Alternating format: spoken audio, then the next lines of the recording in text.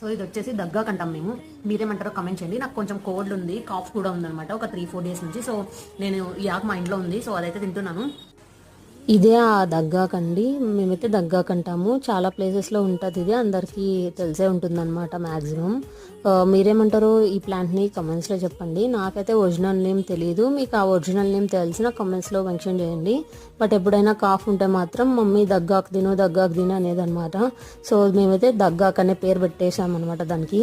యాక్చువల్గా ఈ ఆకు అయితే అంత ఘాటు లేదు, ఇంట్లో ఉండేది. కొన్ని ప్లాంట్స్ అయితే చాలా ఘాటుగా ఉంటాయన్నమాట వాటి లీవ్స్. మీరు ఇలానే తింటారా ఈ ఆకుని చెప్పండి. అండ్ నేనైతే ఇలా సాల్ట్ వేసి బాగా క్లీన్ చేసుకొని తింటాను.